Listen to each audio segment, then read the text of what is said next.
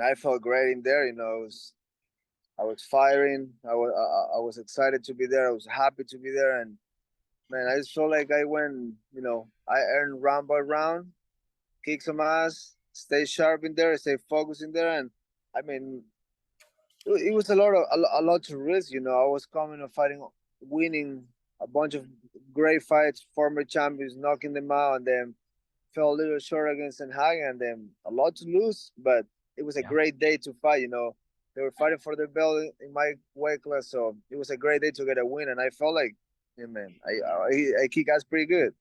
Yeah, I'm sure you've seen some people said, "Hey, Chito wasn't active enough, or he wasn't impressive enough against Pedro." What do you say in response to any of those criticisms?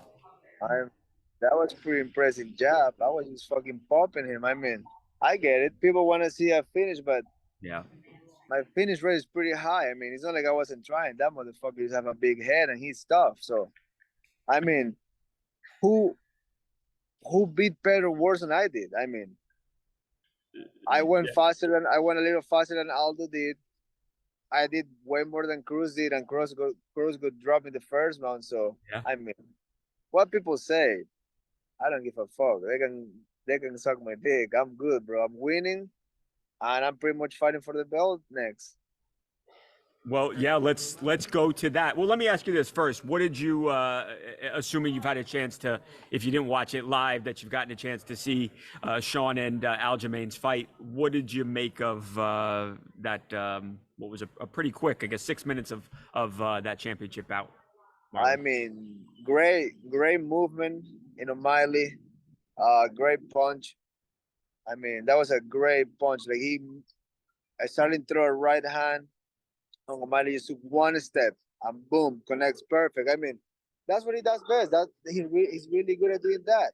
But also, Aljamain, I mean, how ready was he? I mean, he's a great wrestler, but you don't you don't rush like that. You don't run at somebody like that. I mean, there's no point to do that. You gotta fight. You gotta like, make your reads. He used to sprint forward and he hit a big punch. So kind of like you can tell they're like a little lower level in the stand up fight.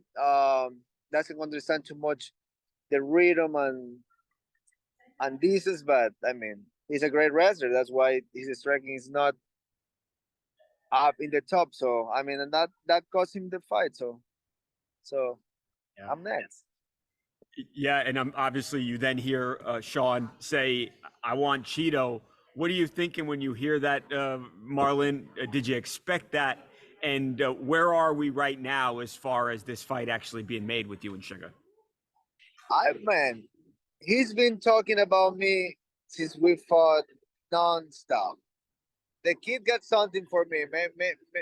Maybe I don't know. He's envy or he's won what I have. I don't know what it is, but he talks a lot. So I mean, now back it up. I mean, I don't need to say shit. I kick his ass already. I don't give a fuck about him. I don't feel attached or emotionally attached to nothing in terms of like who I fight or when. So I don't give two fucks. People know that. And when we fight, I kick his ass again, man. I mean, simple math. I let him do the promo. I show up and take the bag of cash. That fight was a few years ago now, Cheeto. How are you different? How is he different? And how do you think the fight in 2023 would look? I feel like experienced wife. I feel like I've been in front of like real fighters.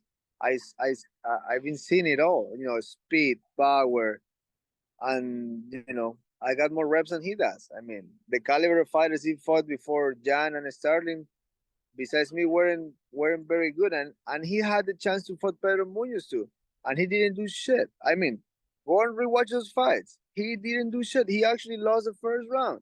I mean, I used to do everything a little better than him, and that's probably why he's so fucking emotional. He's like a little brat. Yeah, do you think he would be overly emotional heading into the fight, being that you're the only guy that has ever beaten him? Do you think that might actually factor in, Cheeto? I mean, he's the one that really gotta prove something. I got to prove shit to nobody. I mean, I do my job. I show up and I fight, and people love me for that. So I mean, I'm a fucking workhorse, man. I'll be back in the gym soon. I'm already healing. My body started feeling good again, eating good food. So I'm living a great life, bro. I mean, I don't gotta think about nobody. That motherfucker thinks about me all day. So keep it up, buddy. Keep it up. Do you can you imagine? I mean, how cool is it, Chito?